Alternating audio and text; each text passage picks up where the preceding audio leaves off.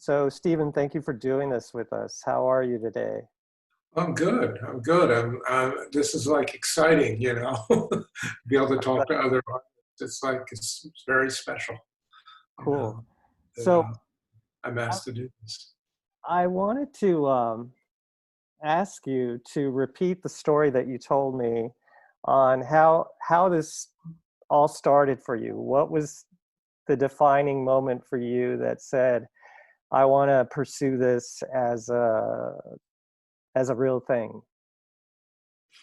Oh, you mean the accident? Yes, yes, Yeah. yes. Okay. Okay. Well, I was just I had taken some art classes. I'd gone to, I've never really finished um, college, but studied art and I've done some art throughout my life, but sort of like lost it. And I was working at a law firm as a paralegal at night. And, it wasn't a bad job, but, it really wasn't me. And I was moving into this new apartment, and there was a Murphy bed, which I think everyone knows what that is, in the apartment. And I wanted to get rid of it. So I'm taking the bolts off the floor of the Murphy bed, and all of a sudden a spring flew out and went through my eye. And, as a result, I lost my right eye. And they rushed me to the hospital, and since then I've, recovered um, quite well. But the reason the story is important is because it was a total wake-up call for me. It was like, it's like a sort of like a near-death experience in a way. It was like losing a tooth is one thing, but an eye is really noticeable. It's like really like, oh my God, I am immortal. I'm going to be dead someday. It's like really hit me like a ton of bricks. And so that's what started me back on the path of art. I took a couple art classes, sort of like, as therapy, I guess, for, vision Hmm. and all that stuff again. And I made a decision very early on. It's like, because I've always played around with many different art forms, sculpture, performance art, blah, blah, blah. But I thought, I'm going to do abstract painting because that's what I loved. I loved it as a kid. Hmm. Used to, I don't have any, intellectual reason why. I just always thought it was really cool. I Right. loved it. And so I took, an abstract painting class from one teacher. Melissa Meyer was her name. She's actually a somewhat known artist at SVA. And I kept asking her, like, how do you decide what you're going to paint? Because, like, how does one decide? And, I never really got a straight answer from her about it. It's like, because what can you say? But, and what happened was I was living in Hell's Kitchen, Times Square area in Manhattan. I had moved back there. And at the time, it was really, really at the pits. And the buildings were all like dilapidated, and they were starting to tear them down to build up new buildings. And I just started taking black and white photos of the area. And it just struck me. I love the textures and all of the crumbling and the layers from, of all the old things, and then the new structures jutting up. So I Wow. started making these paintings from, these black and white photos. And long story short, I started calling it architectural abstract. And the materials that I found very early on that really gave me that texture and layering was cold wax and marble dust mixed together with turpentine and paint. And I could get like layers and layers of paint. And that was like, a stroke of luck in a way, because it just happened. And I used spatulas. And That was in 1994. Wow. And I've been painting like that ever since. So you still use a spatula?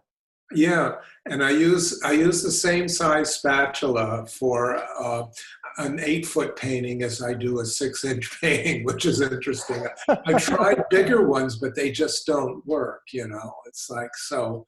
Um, and I use my hands too a lot. I will smooth stuff over and with my hands. But the lines are so precise. Oh, the You must line. use, yeah. Yeah, the lines I use T-squares and pencils, and I draw them in um, back and forth. So it's like I create a mess, sort of, so to speak, on the canvas, and then clean it up, and and it's back and forth all the time.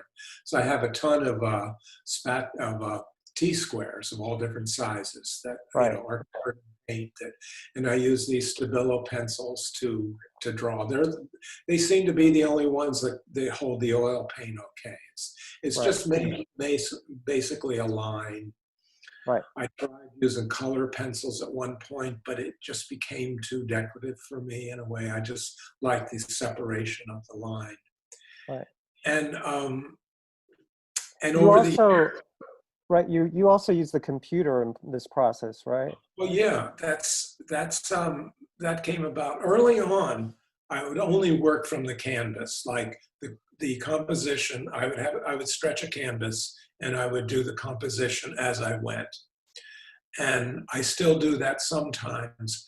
But then I started doing sketches, and I will often take the sketch on a computer and redraw it a little bit in Photoshop, and then print it out and trace it onto the canvas, the composition if I like it. I'm actually doing a series right now it was one composition that I really liked. And so I'm taking it and on the computer making different aspect ratios of it. Like I'll do a long horizontal and a square and then a real narrow vertical, but pretty much the same composition. And I can manipulate that in Photoshop and then transfer it to canvas later. So Go that's, ahead. now in terms of like deciding the colors, how does at what point does that sort of start, and how do you maneuver that? That's also like, there's no set thing. I sometimes will start, make a decision. I'm going to do a monochromatic series, which I've done a lot of. And so this is going to be a blue painting. In last December, I was in a show at Carter Burton Gallery, and I did paintings for it. And the theme of the painting was called Cold, C-O-L-D. So I did 2 paintings that were silver leaf, and I used this Holbein transparent white paint and a little bit of color in it. So that the colors were decided beforehand when I started. Sometimes, and like with this new series I'm doing that I was talking about with the different aspect ratios, I'm just like not really deciding on a color till I start the canvas. The other idea of this is to make each painting as different as possible, even though the composition is the same, work with a very different color palette in each one of them. Wow. In fact, I'm working on one now that it started out as like, had a lot of orange in it, but now the orange is like sort of, I'm getting rid of a lot of that, and it's probably going to be more earth tones. Right. So it's nice to do that sometimes because you have other colors coming through, and I don't know if any of you work with oil paints or what you do, what other mediums you use, but I find having sometimes background colors help me in deciding on. There's another painting I just did that had started in February, and it was actually bright reds. And I was working on it in this recent, shutdown when we can't really go out of our homes. My studio is in my house, so I'm pretty lucky about that. And I just started changing the colors, and it just got to be mud. It was like ugly and, horrible. And, and that happens sometimes. Right. But as I worked on it more, I just started using whites and light colors. And it turned out to be pretty much of a white painting. And, and it became very meditative when I started.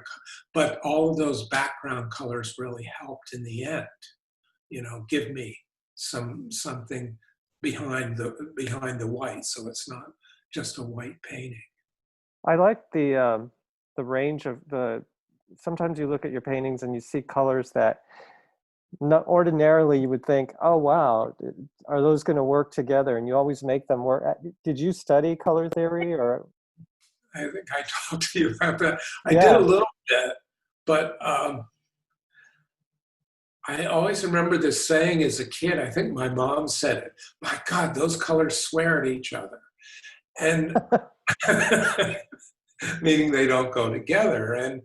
And so I often purposely try to make colors, really work it like not getting into habits, because I think I'll reach for things because I know that they worked, and it's like, wait a minute, like just let me throw something in this that's like totally off the wall and see, lots of times it doesn't work. I mean, and sometimes it does. So, and sometimes I have to let it sit because, I mean, this may sound hokey, but it's almost like magical. Like I walk away and think, this is really horrible colors together. But after they sit and get used to each other, they sort of like start coming together. And maybe it's that I add something else that tones it down in another area of the painting that works. It's like, so when you ask about color theory, it's like, I understand the basics of color theory, but there's just something to me about trial and error that really works for me.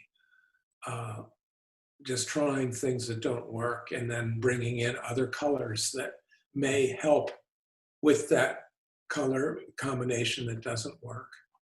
So what happens when you get stuck? What do you do to get yourself going again? Because I know some people, they'll get to a certain point and they just can't move on with a piece. Well, I work on several pieces at a time usually, like at least when I'm doing big pieces, maybe 2 or 3. And I'll let it sit. Sometimes I have, and recently I took a canvas off the stretchers and turned it around and started over again on the other side of the canvas. Because I didn't want to waste the canvas, but I thought this is just not going to work. And for me to get it to work, it would just be too much paint covering over it. So let me start over. Sometimes it's just best to let it sit and go back to it. And then, and then maybe it'll work, maybe not. So that's always like, I think we always like wrestle with that. When is it time to quit and say, hey, this is not happening. Right. So, and like give it up. Give it up. I'm going to switch gears for a bit here.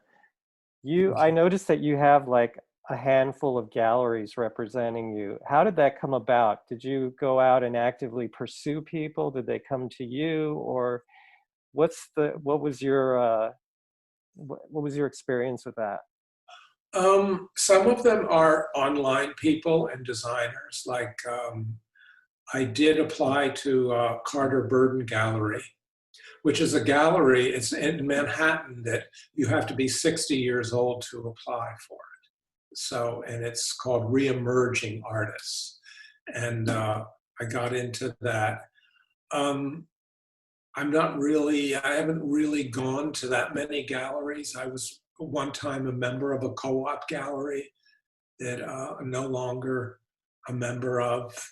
There's a gallery I work at that's a co-op gallery, and sometimes I'm in some of their shows.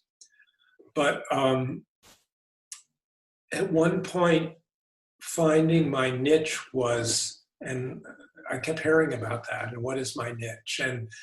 And so I started contacting art consultants all over the country, and I would write to them, and at that point, this was years ago, and I would actually send them physical materials and pictures. It was, before all the internet and stuff was so popular.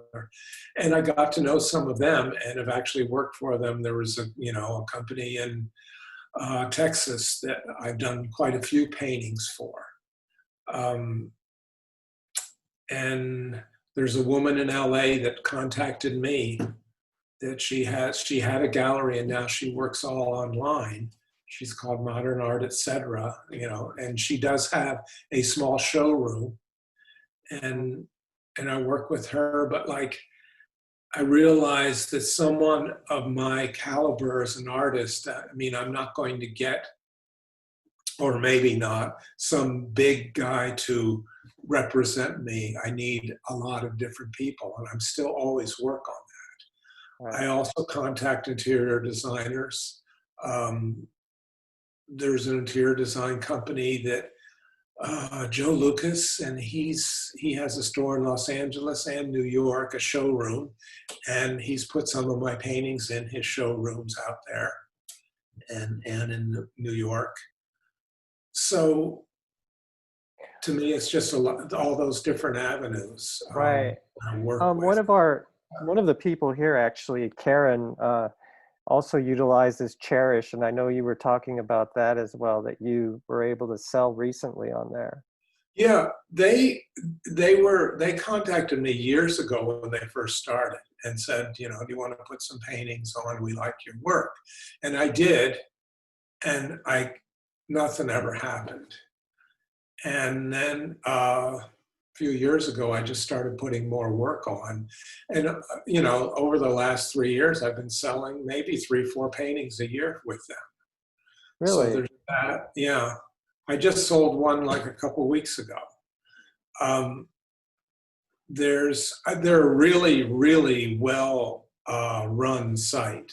The tech people are awesome on that the way they put it together. So, and they make it really easy for shipping and stuff. And I work with Saatchi Art, which is an online art dealer who is free. Any artist can go on there. But the key to that is to keep putting up new work. And because they do look and see because they have thousands of artists on there. So in order to ever get noticed, you have to be adding work to your site all the time and going on there and adding things when you have a show or changing your bio a little bit and working with it. You just don't throw some art on it and forget it. They also have a thing, the Other Art Fair. People may have heard of that. They have it now in Los Angeles, and I've done the one in New York 4 times. And I never thought that I would do an art fair. It always sounds sort of hokey, but when they were first doing the one in New York, Rebecca Wilson, who's the chief curator, she sent me an email saying, I hope you apply for the Other Art Fair. And I did. It costs money to be in it, and it's really, taxing thing to do. You're there 4 days, in front of people that 90% of them ignore you. If you're used to that. And that's been a good experience. There's another art online dealer, Singular. They're out of Berlin and Paris. And they also contacted me at one point, and I put work on there. And I've recently sold stuff to them, through them, and actually a woman in Switzerland bought something in the last couple weeks, or 3 weeks ago, and which was really, like, I didn't expect to sell anything during this time that, everyone's indoors. But like, one of the art dealers told me, well, the rich people are online buying. So I find like most of my sales are online. Do you get any action out of social media? What's your philosophy on that one? Well, there you go again. It's like, I've been doing Instagram for about 5 years. Okay. And I do it as, again, I go back to who my niche is. So I always put my paintings in environments, and I show the painting in an environment usually. Sometimes even it's scaled differently than the actual painting because I'm advertising myself, not necessarily the piece of art. And I have gotten that guy, Joe Lucas, who has Harbinger LA in LA, he found me on there, contacted me, and then visited my studio. There's another designer that contacted me. Recently, there's a designer that contacted me that wants to do an art blog with her interior design thing. So these things have happened, a handful of things, but over the 5 years that I'm doing it, and I post every day, once a day, that's a hell of a lot of work for those minimal amount of things. But I mean, then again, it's like, to me, it's, you may go 2 years and not hear from anyone. Right. No, and like with Saatchi art, it was the first year I never, got anything from them. And that seems to be the case with a lot of these online things.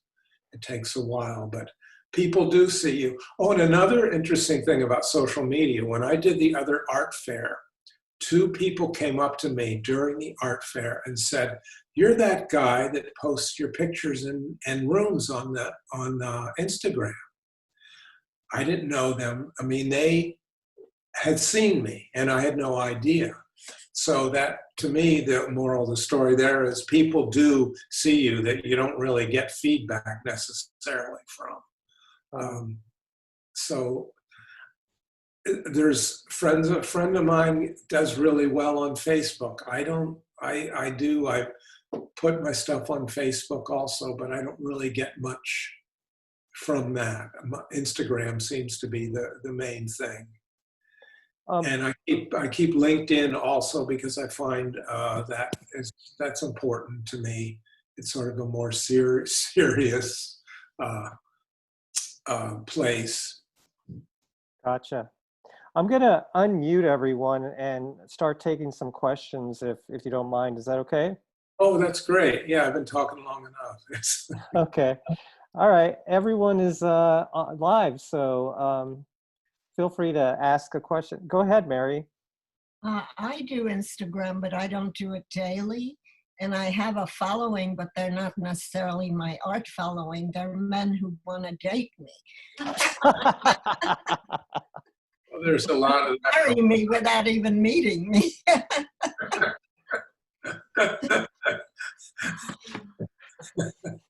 Yeah, well, what can I say? But I'm going to keep doing it because I have doing it. Mary, you have to start posting your art. Yeah, Post your art and not pictures in bikini. I'd love to see some of your work. I actually don't see it except leaning against the. Oh, here, let me share a screen. I'm going to share one of the images that you sent to me earlier. Can everyone see that? Yeah. Yes. Beautiful. Yeah, that's, tell us a little bit, that one is called Foxtrot, is that correct? Yeah, that's one of those paintings. That's the first one I did of this composition that I'm changing into different aspect ratios. Mm-hmm. And this is an interesting one about color because it really, I don't quite understand why the color combination works here at all, but it does seem to. It does to me, and I've gotten, from several people how much they like it. It's like, It's peaceful. It has a color range, and it's one that I just was putting on all these different colors and had no, vision about what it was going to be, and at one point I just put it away because it wasn't working. But eventually, I'm not sure even what it is that I did to make it work, but it does. Here I we think that's go. why I can never be a teacher because I can't really tell you what exactly I do. Here's another one from that series, and of course this is monochromatic greens pretty much, And I love working in greens because you can get so many different greens. It seems for me an easier color to work with. Let's see, let's try this one. There we go. How large are your pieces? Okay, this one is 39 inches square, this orange one. Do you find bigger sizes are more likely to sell? Not necessarily. I sell all sizes. When I did the other art fair once, I did 32 6-inch square paintings and sold like 28 of them. Wow. Because, you know, and it was sort of an experiment because I had, you know, on, you know, you have a booth, I had one wall of just these. Yeah. And, you know, people that can't afford bigger paintings, you know, can afford those. How much were they? They were $100 each. And even there was one couple in particular that bought like 8 of them. And it's interesting because I don't know if they would have spent $800 on one painting. Interesting. But they did, you know, ended up buying 8, you know, small. So I love working all sizes. That's the thing about it. Like going, when I first started painting, I think I painted, you know, larger, like 30 by 40, 40 by 60s.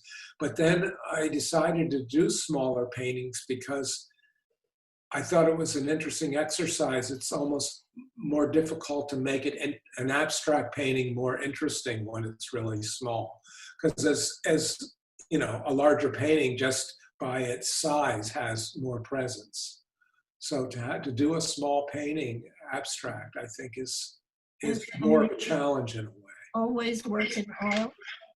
Yeah, I do. Yeah, I really like it. And watercolor and all sorts, but not too much oil. I hate cleaning up.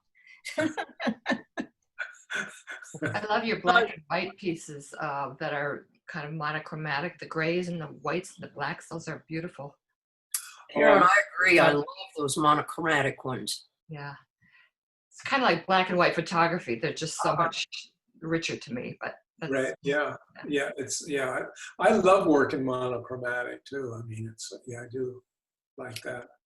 There's also something, and you touched on it a little bit, but I just wanted to bring out some of the things that I know personally about your work. And just so everyone knows, when I first met Stephen, I met him through a friend of mine who was showing his work, and I had seen online the pieces, and I was so impressed. And, you know, I thought, wow, this is going to be really beautiful. But then I went to actually meet him at an artist talk. And before the artist talk, I was just looking at the work and I thought, oh, wow, this is even more intense and more beautiful in person. And then I started to read about the process and I got to know Stephen and I got to hear more about it. And you're always mixing in other things into the oils. You're mixing in cold wax medium. Now, you know, more recent pieces, I'm seeing the marble dust as part of it. You're also layering other things into the piece. Sometimes you're using a little bit of something underneath to peek out that you're then, you know, just bringing out a little bit of. So I just wanted to bring that up a little bit and just have you talk a little bit about the methodology behind that and why you started doing, you know, mixing in things to build those layers. I just like the idea that when you look at the painting, one day you'll see something different all the time in it. And it depends on how the light hits it, the angle you're looking at it, and everything. And I think from at the very beginning, I was a little bit, was thinking people aren't going to want just these pictures of shapes. I got to do more to entice them. And so I started doing that. And also because I love the texture from the Times Square area that I was like, that always has intrigued me. so I like texture. But it's just, I just want to be able to, someone to say, hey, I saw something in that painting that I didn't see like a month ago. And that I really like that, because it's always these little surprises. You must have been really good at math at some point, but they seem to fit geometrically in the proportions and the numbers. It's weird. It was my favorite subject in school. There's not many artists that say that, but I loved algebra. And I think the reason I liked algebra was mainly because the teacher was so passionate about it. And it's like, but I guess I was drawn to numbers and stuff too. But Can marble dust be used in acrylic? I imagine. Oh yeah, Ken, it's just a powder. So because you mix mediums with people put sand and all kinds of things, sand in acrylic paint. People do that. So marble dust would be a similar thing too. I have a friend that puts in metal shavings. Metal shavings in paint, And not small ones, big ones. Really? So big flakes of milling from milling actually aircraft products. And he uses acrylic or strictly acrylic. He's one of the pioneers in acrylic painting. He's out there in New York as well. Peter Bradley, do you know Peter? I've heard that name. Me too. Oh. Yeah, Peter's up in Socrates now, but he did live over on Jane Street. They still have a place on Jane Street. But I wonder if he's with Carter Burton Gallery, because he might be. Not anymore. He's pretty much pulled out of the galleries. He's fed up with dealing with them. Oh. Yeah, he was with Pearls and a bunch of major galleries, and he's basically said they're a bunch of bandits, so he didn't want to deal with them. Stephen, I'd like to see your paintings. You start marketing puzzles with your paintings. Puzzles, yes. I was looking at one of them earlier, and I just saw them all. I just wanted to be able to put all the shapes together, to create a painting. Well, this is the time of year this is the time to be putting them in the market. I have another question for you. You said you show things in living situations, you show your work. Do you use, there's an app I have used before that you can put your painting in any situation. It's not cheap. No, I actually scour the internet for rooms that I like, and then alter them a little bit, and then and Photoshop put the paintings in it. So you do it yourself? I do it myself. Yeah. Oh, nice. Yeah. Well, just so people know, there is an app that you can use that'll hang your painting in any situation. You just have to have the image. Which app do you use, Michael, or which app are you talking about? Gosh, you asked me, now I'm gonna have to go look. I'll look it up. I can't remember. I've got it. I've used it, and it actually is amazing. Well, so you can just take a picture of the painting and then the room, and the app marries them together. That's it. It does an incredible job. They're not as interesting as what you were showing earlier. I guess what I saw on your website. You have some on your website, right? Yeah, I have them on the homepage. Yeah, those are some really classy rooms. The ones that I've seen on the apps are just very, very generic, black and white. They're not very interesting, but they help. Yeah, I like your idea. If you do Photoshop, yeah. One of the things that I know about Stephen is that, and it's just something I've observed over time, is that he is himself he has a great eye for design. And, even in the apartment and his home studio, it's stunning. So when he's looking at the work, he's actually looking for a space that they'll really reflect and have a conversation together and be so striking. And that's a real gift in and of itself to be able to do that. Yeah, they have to work together to put them in there. Yeah. And interior design interests me too. It's like, I don't think I could ever deal with the clients, but I I do. Yeah, I'm interested in it. Yeah. Well, and it's also when you met Rolando Iglesias, who for the people out on the West Coast, he's somebody that is here in New York, who has a store that is all mid-century, very, very high-end furnishings in one of the major design buildings in New York City. And Stephen's work is in that space. And it's definitely something that Rolando he doesn't just choose something just to put work in there. He chooses work like Stephen's that he knows is going to just look stunning and be just absolutely perfect in that space. So Yeah. The name of the company is Modern Retro Finds. Is that correct? That's correct, right? Modern. yeah. Yeah.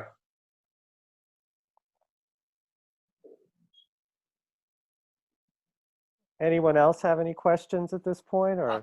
Yeah, Stephen, you mentioned earlier that you had, somehow I caught just a glimpse of the fact that you'd worked with silver. Did you mean silver leafing? Yeah, silver leaf.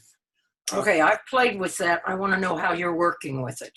Okay, I would say I'm very cavalier. I put it on the can. I just use my cold wax, and I'll lay it on the canvas in a certain area, and then sometimes put paint over it. Sometimes it stays. Sometimes it crumbles up, and I use it in just really. So you're integrating the silver. Integrating it with the paint. Yes. Okay, well, that's not. I had actually covered the whole canvas or the substrate with the silver, and then painted over the top. You're integrating pieces. You let it dry, or you let it. Pardon? You let you put the silver leaf sheet, those sheets, right? Yes. Yeah. And then paint it over it. Correct. It's sort of what I do. I'll put it on sometimes and let them dry out, and then paint over it. Sometimes I paint when they're still wet because it mushes with the paint. Right. Okay. So there's just a little silver leaf coming through in it. It's not really. In fact, if you look at the paintings at certain angles, you won't even notice the shimmering of the silver. Somehow, I thought that you were also working with the silver, and then mentioned the transparent white. Yeah, that's a white paint that I use. It's a transparent paint. I know I've used Holbein's transparent. White, yeah. It has lead in it. Yeah. Oh well, just don't suck on your brush. Yeah. I mix other colors with it too. So there's these great colors I got called Shades of Gray from Jerry's Art Supplies. Yep. And I love them, it's like, and so I would use them because you can do like a green gray, and it's like just a tint. That's what makes all those monochromatics so beautiful, is all those shades of gray. Yeah. Awesome. Thank you. Sure. The app that I was mentioning is called iArtView. iArtView? Yeah. iArtView? Yeah, for you, Stephen, it'd save you a lot of time. It would save you from doing Photoshop, but it would cost you. iArtView, yeah. It's like lowercase I, A-R-T, altogether, V-I-E-W. I'll look into that. Thank you. You bet. No, I found it incredibly helpful. A friend of mine, I had a commission from a university, and I was actually able to show the painting in the view room, in the conference room that it was going to be placed in, and it was in Florida, and I'm in California, so hey, that was kind of cool. Yes. Because I'm not going to schlep the painting out to Florida and go, well, what do you think? Good luck. Hey, do you use the straight edge? You must, right? Yeah, I use T-squares to get the lines straight. Yeah. And when you're putting down the paint, do you use any kind of a mask or? No, the paint sort of goes from one area to the other, and I scrape it off and And when I draw a line, I'll clean it. You know, it's like I said, I sort of create a mess and then clean it up and draw the lines in, and then and it's good. Some of the paint from another area gets into something else and makes it all the better usually. Yeah, when I do straight edges like that, I often use the what do they call them? They use, you know, professional painters use them for house painting to mask off an area. It's like a big metal strip. But I've seen people use like Venetian blind, you know, cut those up and use them as a straight edge. And Oh yeah, yeah. but hey, you're getting great results, so keep it Yeah, up. my painting, there's a lot going on to get an area that I like. So it's not just, you know, painting it. It's like, you know, scraping it off sometimes, adding more stuff to it. Sometimes just throwing some marble dust on the wet paint and scraping it will give me more texture. And you said you used a spatula? Yeah, Like I use small art spatulas, like triangle ones. oh, okay. Yeah. Not like a commercial No, not layer tool. using larger ones with larger paintings, but I just don't get the same kind of feel. So, like I said, if I'm doing an 8-foot high painting, I use the same size spatula. And how do you price your paintings? Oh boy. You know, over the years, I've sort of gotten a price that, you know, because I sell online, so I have to be somewhat consistent. So I'm always looking at like, okay, that was a 40-inch square. What am I selling that on Saatchi? And then I will go with that. Mm-hmm. And they're pretty much consistent throughout. But most always, you know, people negotiate. Rarely do you get the price that you're asking. Even online, they negotiate? Oh, yes, absolutely. Oh, I didn't know that. Yeah, they'll, you know, I'll get an email from online.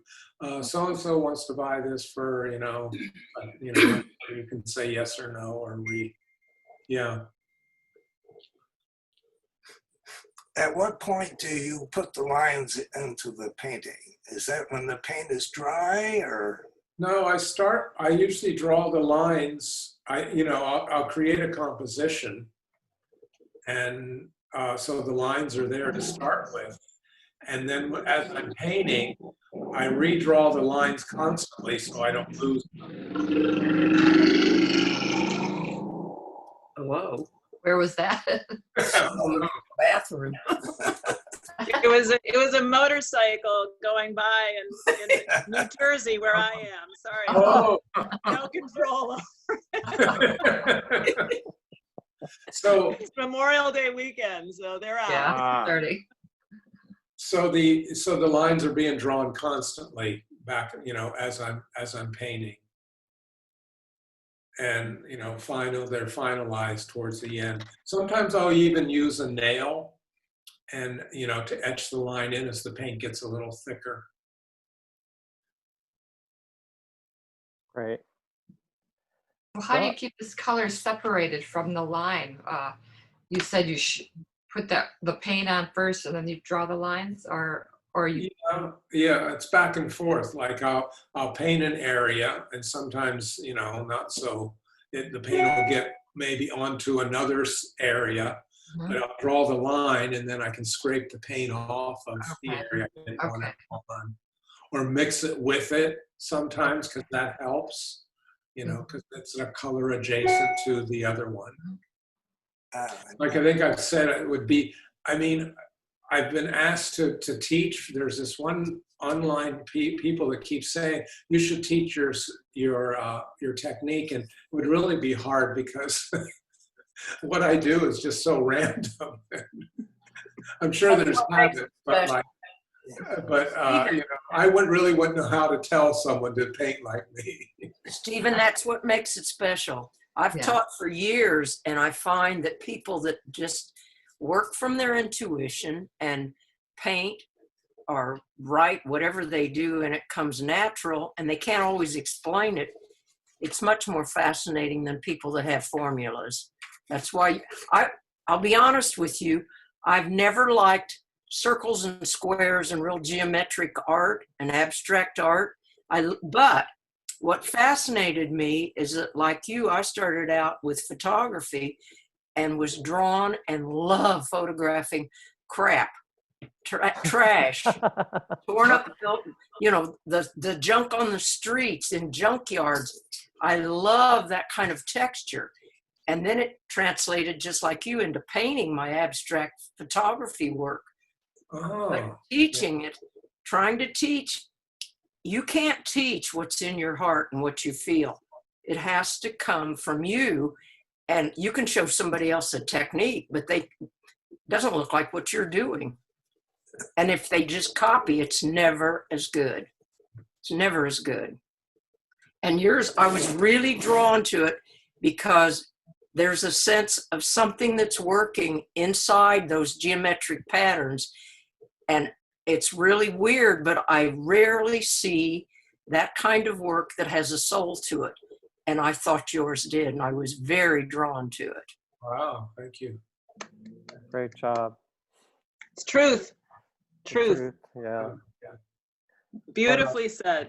Beautifully said. That's awesome. Yeah. I want each, you know, it's interesting because each shape is its own thing, and I'm always trying to make them as interesting as possible. But then you have to sometimes, there's always this back and forth, because if there's too much going on in each shape, then it doesn't work. So that's another whole element that's going on in my head when I'm doing things. That's what's so beautiful, is because you're letting it happen, and you know when to quit, and you know when it speaks to you, and that's what makes it art. Otherwise, you're just using formulas, and it's just boring. It's like somebody that composes music, and if they don't just let go and let it happen, it's just playing the scales. And you're not playing the scales, you're making those squares sing. And I loved it. Thank you. You know, it's like there was a book that came out recently called Cold Wax Book. It was by two artists. I know all about it. I've done cold wax for 5 years. Yep. And there's a picture of one of my paintings in it. And they don't really say anything about it. And I got an email from someone saying, could you tell me how you paint? Because it doesn't look like anything else that's in the book. That's because it was interesting, because most of the other stuff was like in the realm of what these two people that wrote the book about. Exactly. I know all about it. And I know the women and the man that wrote the book. Oh, yeah. You know, I have a girlfriend that studied with them. And the bottom line is, you know, they're just smushing paint around. And you're doing something interesting with it. Yeah. Yeah, yeah. She's well known. I know. But I looked at it and I thought, nah, I don't need to go take that workshop. Yeah, I've always, like, you know, I say I'm a self-taught artist. You know, I took some art classes, and there were a few teachers that were very inspiring. But overall, it's like, you know, it's from doing it that I know what I'm doing. Just do the work and the art comes. Yeah. So hopefully you find a voice, you know. That's right. Well, I'm going to wrap things up here. Does anyone else have any more comments, or are we good? There's one small thing I did want to mention, just because I think it's a really great thing to keep in mind. And I know that all of you have, in your own lives, possibly gone through similar times. And I just wanted to encourage you with this very little story from Stephen. Recently, when I was visiting with him in his studio, I saw some pieces that I had never seen before. And I know a lot about his work, and I'd seen a lot of his work, and these were pieces that actually had figures in them. And they weren't full-blown figures, but they were figures. And I was looking at them and I said, gee, I didn't know that you ever put figures in your work. And And I actually own them now because he told me that they were very, very early pieces, and that I don't know, I don't want to paraphrase you too badly, Stephen, but I think you said something along the lines of, those were in the days when I thought that I had to put figures in my work in order to have them be real art. And Something like I just that. want Yeah, pretty much. Yeah. pretty much. And they're absolutely stunning. They're really beautiful. And that's why I said, I want them if you will part with them. But the thing about it that I just wanted to share with people is that sometimes other people or sometimes the world will tell us that what we're doing, we have to do differently. And of course, as we've all been talking about, your work is just incredible. The way that you're doing it now, the pieces that I have are lovely and they really are stunning, but you certainly don't need those figures in there to have it have soul and have life and be so interesting to look at. So I just wanted to share that little story with people. Thanks. Thanks for sharing that, Jannie. Okay, Stephen, well, thank you for spending this time with us. It's been great. Yes, thank you, Stephen. It was wonderful. Really, very enjoyable. I really want to thank you guys, you know. Come to Santa Barbara and visit us, okay? That's a deal one of these days. Yes, yes. Okay. I Right. was there years ago, but like, you know, I lived in San Francisco for a while. So, and I went down to Santa Barbara, but I've been in New York now since '81. Oh. Time to come out. Yeah. Time to come back out to California. All right. Anyway, Good thank work. you so much. This has been wonderful. I really Thank you, Stephen. hope you got something out of it. Okay. Great. Oh, yeah. Well, Take we're all care. inspired. Yay! Okay. Bye, everyone. Have a good Thank day. you. Bye. Thanks a lot. Thanks, Eugene. organizing. Thank you, Thank you. Stephen. Bye. Bye. Thank you.